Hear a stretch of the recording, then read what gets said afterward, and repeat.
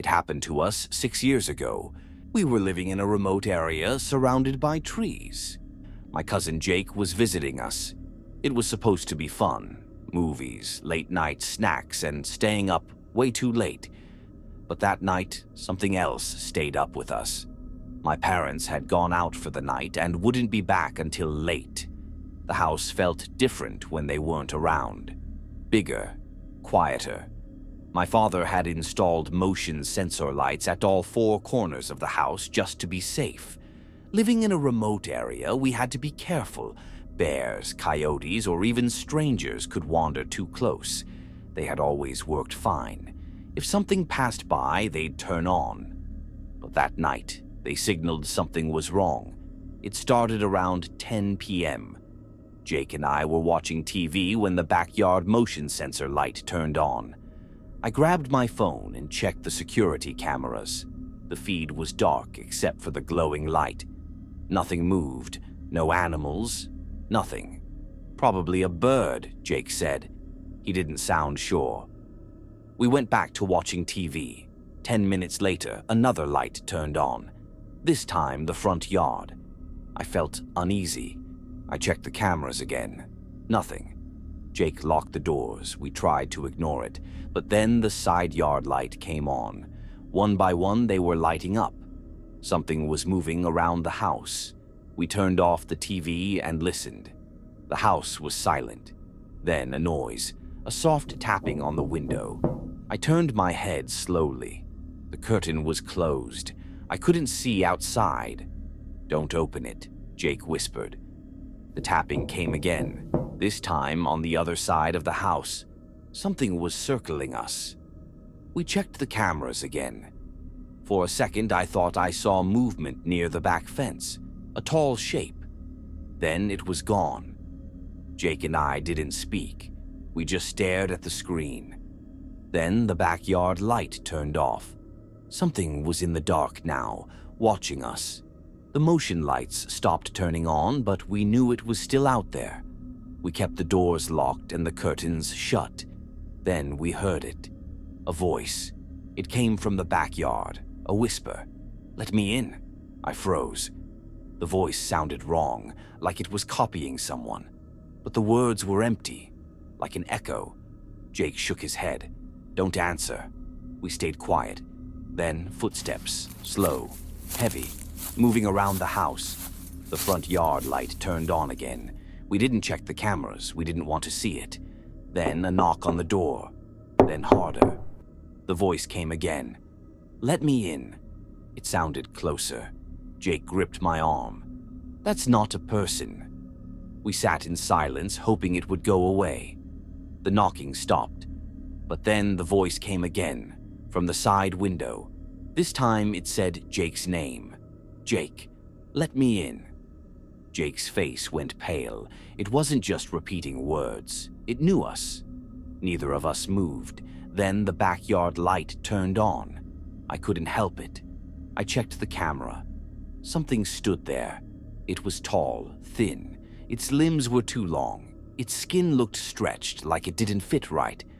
But the worst part was the face. It looked like a person, but wrong. The mouth was too wide, the eyes were too dark, and it was smiling. We turned off the security monitor. We didn't want to see more. Then the voice changed. It sounded like my mom. "Let me in, sweetie." I froze. Jake grabbed a kitchen knife. I took a baseball bat. We stayed away from the windows. The voice kept calling. My mom, my dad, even my own voice. Then scratching at the door, slow, deep, then silence. Minutes passed.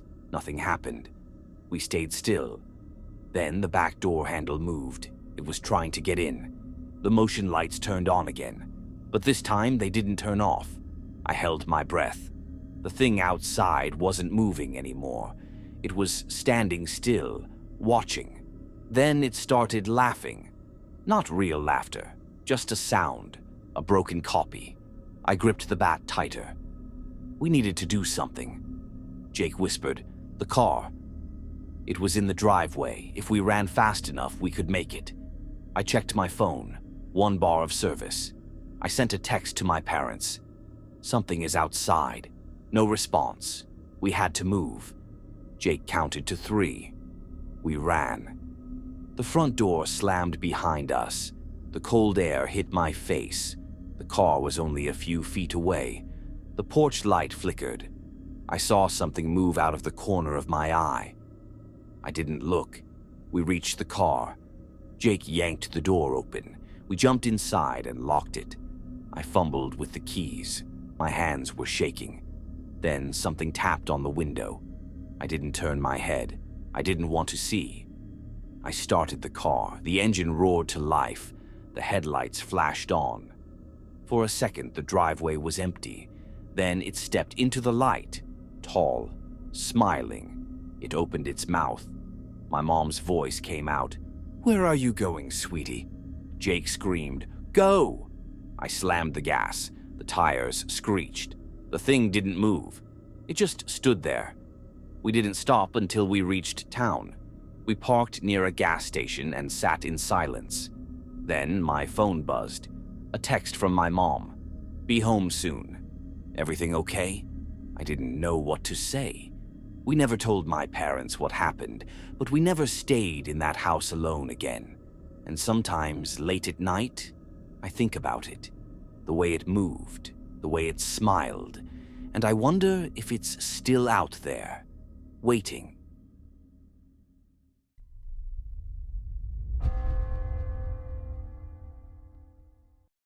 I was 16 when it happened. I worked as a nanny for a family in a small house in a quiet neighborhood a few blocks away. The parents often worked late, so I was used to being alone at night after putting the kids to bed. But 3 years ago, something happened. It was a cold night in December. The wind howled outside, rattling the old windows of the house. The kids were asleep upstairs, their soft breathing the only sound in the quiet house. I had just settled onto the couch, flipping through TV channels, trying to ignore the eerie silence that always seemed to creep in at night.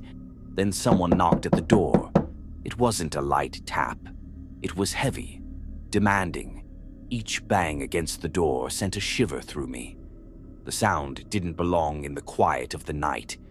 Then a voice followed. "Police! Open up!" I froze. I hadn't called the cops. I hadn't heard any sirens. I peered through the peephole and saw a man standing there in a police uniform. He had a badge and a belt with something that looked like a gun. But something was off. The uniform looked stiff, the badge too dull, like a cheap replica. "Miss, this is an urgent matter.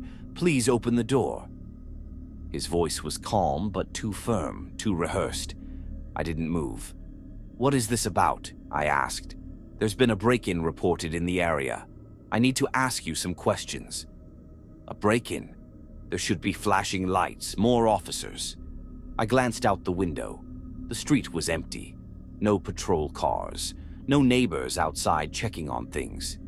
"Can I see your badge?" I asked. He held it up to the peephole. The text was blurred, almost like it had been printed on cheap metal. "I'll call the station and confirm," I said, reaching for my phone. After a few seconds, he knocked again, louder, more aggressively. "That's not necessary, miss. Just open the door." I took a step back. Then the doorknob rattled. I backed away and dialed 911, keeping my voice low as I whispered the situation. "Do not open the door. Officers are on their way," the operator said. Then the man outside spoke again, his tone different, colder, less controlled. His polite act was gone. "Just open the door. Just open the door." A loud bang against the door. I ran to the kitchen and grabbed the biggest knife I could find. His breathing was on the other side of the door. Slow, heavy. After a few minutes, he knocked again, softer this time. "Miss, I'll be back." I didn't answer. Then footsteps faded into the night. The real police arrived a few minutes later. I told them everything. They searched the area, but the man was gone. They checked the security camera footage, but the feed glitched the moment he showed up. Nothing but static. A few other people also reported similar incidents. The police investigated, but they never figured out who he was or where he went. But sometimes I still think about that night, who he was, or what he was, and it still haunts me to this day.